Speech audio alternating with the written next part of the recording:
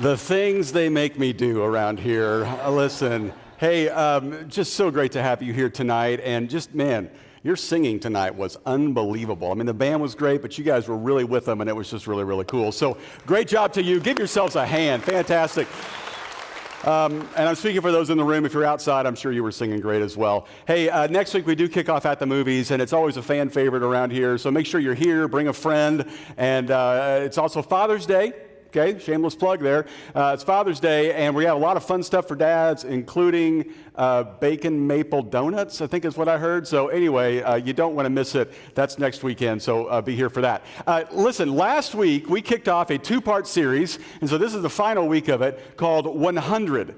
And the series is kind of based off of this emoji that many of us have been using on our phones, which has become one of the most popular emojis through Apple. And this symbol comes from a test that was, given, and then they would give this 100 stamp on it and all that. And this was the emoji that was used in Japan for a period of time to symbolize 100, and they got it all right. And it just simply means you passed the test. And we started talking about how every single week, especially every time we get paid, we have a test that we get to pass with God, and that is, who do we trust most? Does God have our heart, and are we generous with the resources He has given to us? And because of that, we talked about money last week, which always makes everybody so excited. In fact, my daughter shared this Venn diagram with me, which I thought I'd pass on to you. Bank robbers and DJs have these things in common. Everybody on the floor, put your hands up, give me your money, are you with me? And this one, of course, is pastors. Okay, so... yeah, some kids are proud of what their dad does for a living, and my daughter comes up with this. So thank you. But no, this is really not about me getting your money, okay? This is about something for you, not from you, okay? That's my objective, is not to get anything from you. My objective is for you to discover the peace that comes from passing the 100 test with God. In fact, as we talked about last week, Jesus talked about money more than he talked about heaven or hell or any of the other big topics that we like to talk about, because he knows that that is a chief competitor for our heart. And make no mistake, he wants your 100% devotion, because he deserves it. And because of that, when we mess up with money, this is the number one reason for divorces and obviously for debt, but also suicides and all kinds of issues people have in their life, is the mismanagement and misunderstanding of money. In fact, have you heard the news? Santa Clarita has come in number 2 as the number 2 city in California with the most debt per person, right behind Yorba Linda. So we still got some time to catch them, everybody. So rack it up tonight. But we're talking about money because all of us need to get better at handling God's resources. So take a look at this story that Jesus tells, which is just a fascinating story for many different reasons, but particularly about what we're talking about right here. Jesus tells this story. He says the kingdom of heaven can be illustrated by the story of a man going on a long trip. And he called together his servants and entrusted his money to them while he was gone. He gave 5 bags of silver to one, and 2 bags of silver to another, and 1 bag of silver to the last, dividing it in proportion to their abilities. And then he left on his trip. And so he's going to be away, and he decides to divide up his money, and he entrusts it to his servants. By entrusting, it doesn't mean just keep it safe. It's, I'm using these resources to multiply them, and while I'm gone, I want you to do the same with them. Now, here's what's fascinating about this story. It's not fair. Did you catch that? He does not give the same amount to every individual. It's not equal. And we kind of see that in our lives, don't we? Some people seem to have more, some people seem to have less, some people seem to have more abilities, some people seem to have less, but the responsibilities are the same, and to which we say, that's not fair. And for every parent in here, we've answered that question with, life's not fair. Haven't we said that, right? I mean, this isn't Russia, this isn't communism, okay? Which, by the way, jokes about communism aren't fair unless everybody laughs. All right, that's free. Come on, everybody, that's funny. I don't care who you are. But Jesus is saying that it's not equal across the board, and we've recognized that in our lives. And so here's what happens next in the story. The servant who received the 5 bags of silver began to invest the money and earned 5 more. The servant with 2 bags of silver went to work and earned 2 more. But the servant who received the 1 bag of silver dug a hole in the ground and hid the master's money. Now, here's what's interesting. 2 guys go out and they keep investing the money and it yields a return. The other guy just hides it. 2 different approaches. One is to advance it. The other is to just kind of hide it. Here's what happens next. After a long time, their master returned from his trip and called them to give an account of how they had used his money. The servant whom he trusted 5 bags of silver came forward with 5 more, said, "Master, you gave me 5 bags of silver to invest, and I have earned 5 more." The master was full of praise. "Well done, my good and faithful servant. You've been faithful in handling the small amount, so now I will give you many more responsibilities. Let's celebrate together." In other words, you managed it well. You did a great job. The servant who'd received the 2 bags of silver came forward and said, "Master, you gave me 2 bags to invest, and I've earned 2 more. To which he says, "Well done, good and faithful servant. You've been faithful in handling this small amount. Now I will give you many more responsibilities. Let's celebrate together. You also did a great job. Congratulations. Let's celebrate." Then the 3rd guy comes in. The servant with the 1 bag of silver came and said, "Master, I knew you were a harsh man, harvesting crops you didn't plant and gathering crops you didn't cultivate. I was afraid I would lose your money, so I hid it in the earth. Look, here is your money back." I mean, it kind of sounds like this excuse somebody gives when they don't have their homework done, you know? "Well, this is what I was really thinking. I knew you really didn't want the answers to this test, and so I decided to just pray about it," or whatever. So he comes up with this excuse, and it's not because he was trying to protect it. It's really because he was lazy. So here's what happens then. The master replies, "You wicked and lazy servant, if you knew I harvested crops I didn't plant and gathered crops I didn't cultivate, why didn't you deposit my money in the bank? At least I could have gotten some interest on it."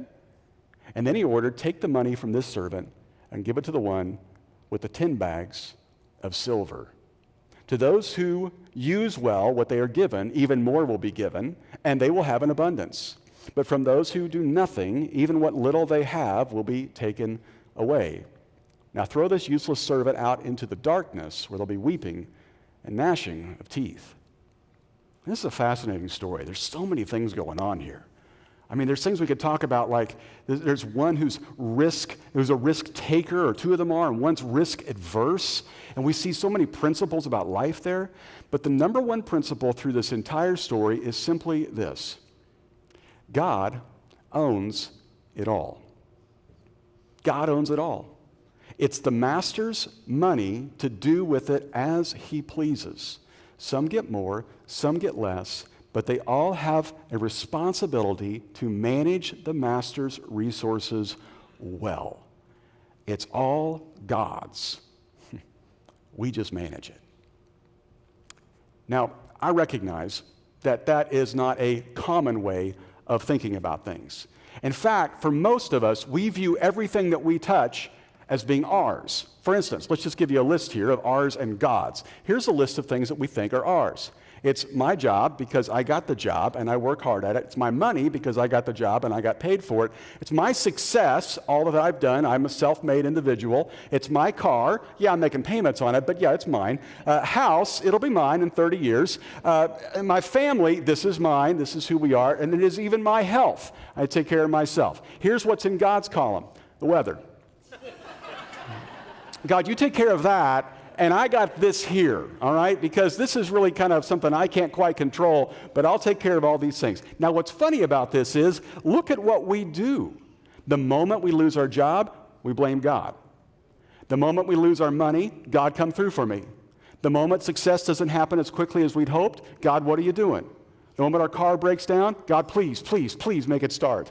Our house, we're behind in the payments, God, please help them not to foreclose. Our family starts to, go off the rails a little bit, God, will you fix this? Our health goes bad, God, I need a healing, I need a miracle. Suddenly, eventually, at some point in our life, we are going to put everything under God's column. Why is that? Because it's all God's. Everything. And the quicker we can recognize that it's all God's and we just move it all over to his column, then the easier life will be. So last week, I gave you just a little tension to have in your life to understand what this is like, to understand what it's like to carry around somebody else's money. And I gave everybody, every adult, a $1 bill. And I told you that this was not the church's money, this was my personal money. And this is why if you missed last week, man, you don't want to miss church around here, okay? I mean, sometimes we're just handing out money, all right? And it pays you to go to church. And some of you had the most interesting reactions to that. There was gasping. There were people that were angry. There were people that left it on the chair because they thought, I'm not messing with that. Some people gave it right back. Others, one guy took it out and played the lottery. Okay, he won $17. Okay, so that's like the parable Jesus told. He advanced the master's money. And all I asked you to do was carry it for a week. And so you could feel what it's like to carry somebody else's resources and then just bring it back. And so my prayer is that you brought it back this week.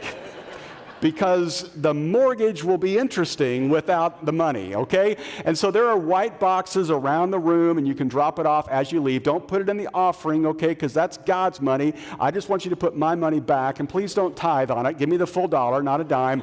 That would be awesome. And then my wife will begin to speak to me again. But here's the principle I was trying to teach you, and that is that you carry God's money all the time. It's all God's. The money in your wallet, the money in your bank account, the money in your investments, the house that you have, the cars that you drive, the clothes that you wear, it's all God's. And we have a responsibility. And if you're a Christian, if you call yourself a follower of Jesus and you say, yeah, I'm a Christian, I believe in Jesus, this is the responsibility God has given us. This is the way we manage his resources. And if you're not, if you're just checking this whole thing out, you might just notice that this might actually be a really good way to live, and you can begin practicing this even if you don't believe in Jesus. But Jesus gives us some incredible wisdom about how to manage our resources, which is kind of what we talked about last week, and I just want to share a few more thoughts about that this week. In fact, this whole idea of it's all God's leaves us with this question. Okay, if it's all God's, like you said, what am I supposed to do with it? Do I give it all away? Do I sell everything and join a convent? You know, am I supposed to only buy things like, Christian music and Christian t-shirts and eat at Chick-fil-A? What am I going to do on Sunday? All the big things we wrestle with.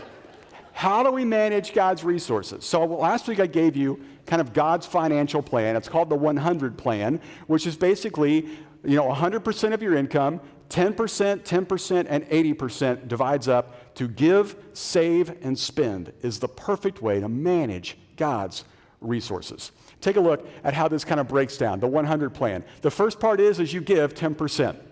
The Bible calls this a tithe, which simply is a mathematical term, a financial term. If you give 10% back to the local church you're a part of. And if you think this is about us, give it to another church. The most important thing you do is you give this away to the places that are advancing God's kingdom.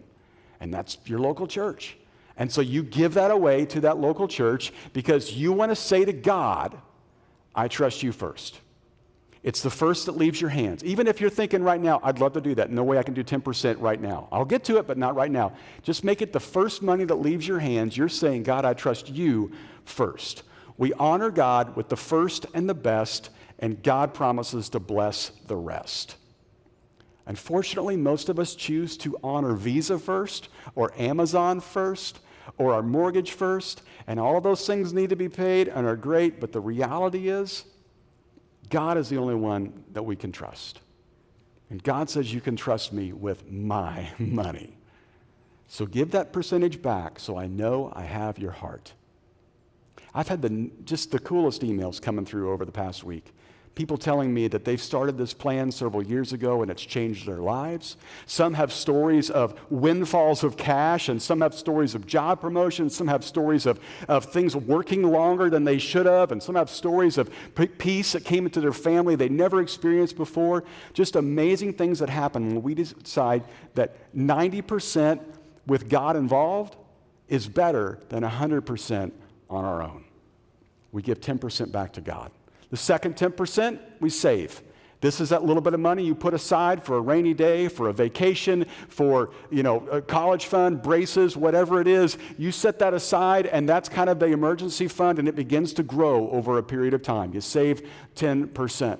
But then this last 80%, this is what you get to spend. You live on this. In fact, Scripture even talks about that it's given to us for our enjoyment. It's okay to have a cool car. It's okay to go on that vacation. It's okay to enjoy it. God enjoys his kids having fun, and you can do that because you have put God first and you have saved second, and now you are living on the rest.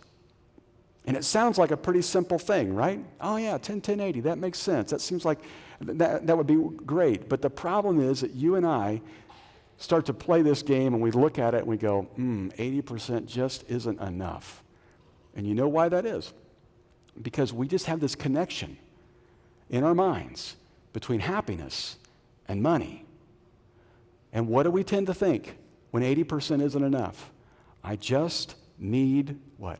More. I just need more. Now, it actually is true that money brings happiness if you are living in poverty conditions. Money can bring you a place to live, food to eat, clothes on your back. That does make your life more happy than it is.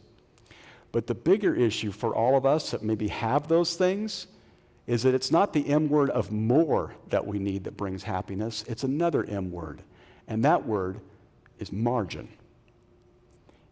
You and I both know that every time we get a raise, we find a way to spend it. You're making an amount right now that maybe several years ago you thought you would never make, and now you're making it, and you've found a way to use every single dime of it, right? We always find a way to live up to our income. The issue is not more. The issue is margin. And God's plan provides for that. It provides for you to have peace by giving to God. It provides for you to have margin by saving and backing off on your spending. And I'm telling you, when you spend less, you will have more money. This is why this plan works. Now, what I want to do in the time we have left is I want to just talk about this whole thing of how do we live this out.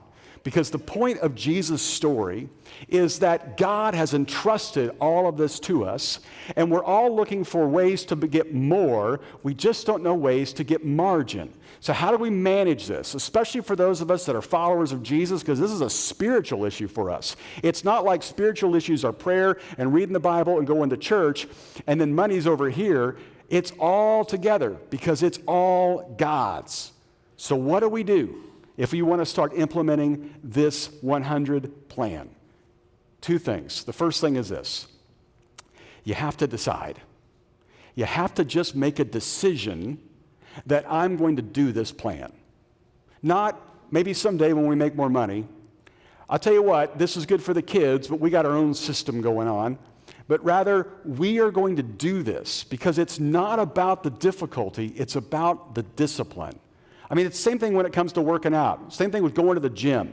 I mean, nobody needs a lesson on how to exercise. The issue is not the difficulty. The issue is the discipline. So you've just got to decide, I'm going to put this plan into place. I'm going to actually create margin in our budget. Look at what the wisdom of Solomon says here. In the house of the wise are stores of choice food and oil, but a foolish man devours all he has. Now take a look at this for just a second. He does not say, in the house of the six-figure income. He does not say, in the house of the ridiculously wealthy. He does not say, in the house of the CEO, because he finally got that promotion, but rather just the wise. It's got nothing to do with income, but everything to do with the margin you create. And that's a decision.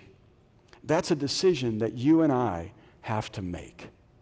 We have to come to a point in our life where we decide, I'm going to do something about this. And maybe that's kind of where you are. You've heard talks on money before. You've read books about money. You've listened to podcasts about money. But at the end of the day, you've just got to make a decision. I'm going to do it. And it's not when I get that raise. It's not when I get that bonus. But just now, the next money that comes in your hand, what if you practice this plan? which leads us to the second word. And that is, it's going to take a plan. You have got to put a plan together of how to make this happen. In fact, take a look at what Solomon also says in this passage.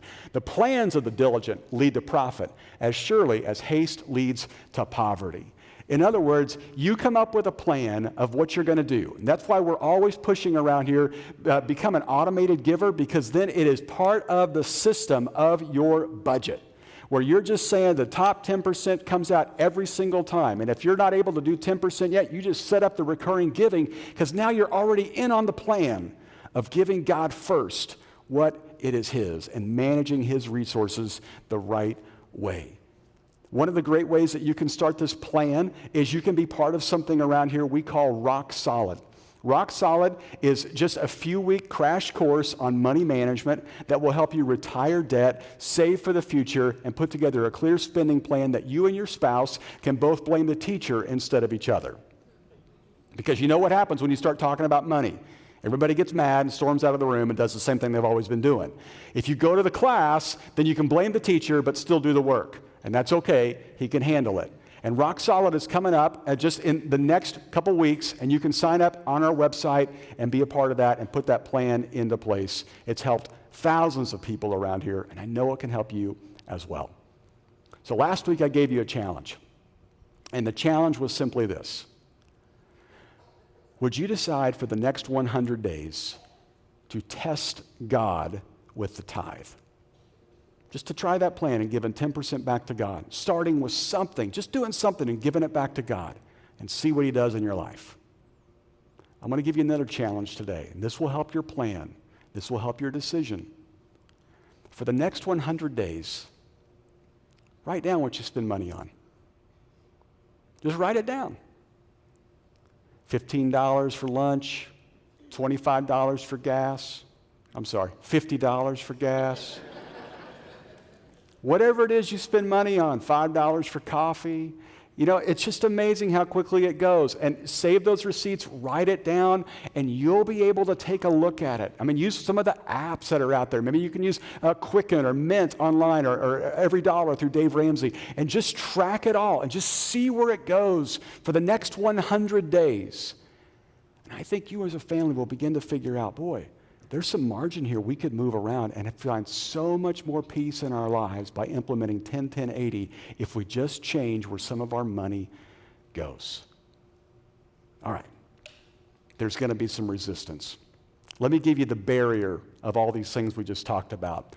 The barrier of giving is greed. Because we just see things and we think, I want it, I need it, I got to have it. We just think more and more and more, right? I mean, I'll be honest with you. I get the same thing too. When you see something on Instagram or whatever, you think, oh, we got to have that. And I don't know how Facebook does it, but they always know what I'm thinking. And they always know what I'm interested in, because I know that Alexa's listening to me in the house. But they give me those ads, and I think, oh, that would be fantastic. I'm telling you, the barrier of giving is greed. And so you have to decide, I'm going to start with that first 10%. It's non-negotiable. Here's the second thing. The barrier of saving, that's debt. We don't want to save because we're too busy going into debt, and then we don't have peace. The barrier to this last one of spending is this whole idea of discontentment. You know where that comes from? By looking around at each other. You feel pretty good about your new car until you see somebody else's new car and it's better than yours, right? One of the things that my family loves to do is we love to walk through model homes. I just think that is so cool. But it will just ruin you, right? You go home and you think, look at this dump, you know? Can't believe this place, because you were just in this immaculate place that no one's lived in, you know, and it smells amazing and everything's perfect. And that's the problem with so many of the things that we look at, social media and other people's stuff, and it's just discontentment. But when you set up this plan, let me tell you the blessings of the plan. The blessings of the 100 plan is if you give, you're going to find joy. Greed doesn't give you joy. Greed gives you discontentment. Greed gives you this appetite of never being enough. But when you give, man, there's a joy that comes from knowing the people's lives you've changed. Saving, when you begin to save, It always leads to peace because now you've got that little bit of margin, even if it's not much. The practice of saving helps you more than even the amount because it's beginning to build up peace in your life. And then this last one, when you begin to spend on the 80% level, you begin to find freedom because now you've got a budget, you're working. Now you've got a plan that takes you to where you want to be. Now, that's the plan. That's how you manage God's resources because 100% of it is His, not yours. And we only have it for a short amount of time. And then just like a monopoly, it all goes back in the box. So how do we manage it? 10, 10, 80. So for the next 100 days, try the tithe, see what God does in your life. And write down everything you spend money on and see the conversations you'll have about how you could put the 100 plan into place. Now, I want you to think about this for just a second. Think about if every follower of Jesus, just in the United States, did this. The amount of debt would go down. The amount of savings would go up. The amount of peace we'd have would be overwhelming. The arguments about money would go down. The fear of the future would go down. And let me tell you something else that would happen. Did you know that if every follower of Jesus would give to their local church who meets the needs of those who are hurting and suffering, we would wipe out poverty as we know it? Because there would be enough food and resources for everybody because of just being generous back to your church. When we shake our fist at God for the plight of third world countries, that's on us. He gave us His resources to manage, and we just consume and consume and consume. Think about what would happen if we all did this plan. Our church over in Simi Valley, Discovery Church, their campus pastor, a guy by the name of Chris Hornbrook, tells the story of several years ago, he had planted a church down in San Diego. And it was just going so great, and he thought, what if we could do more churches like this?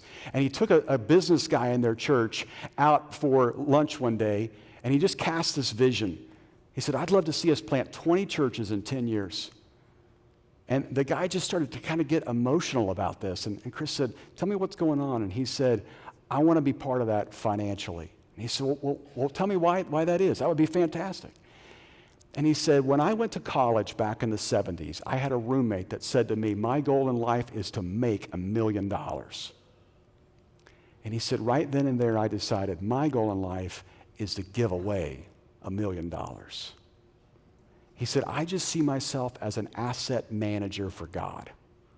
And as a result, God has really blessed me. So here's what I'd like to do. Over the next 10 years, I'm going to give you $1 million plant 20 churches. 4 years into that process, this man passed away. But he had set up the plan to keep going even after he was gone. And now his family has given in excess of $1 million, and they've planted even more than 20 churches. All because somebody decided, it's not for me, I'm just a manager. Think about the joy in all of our lives if we got to be a part of that.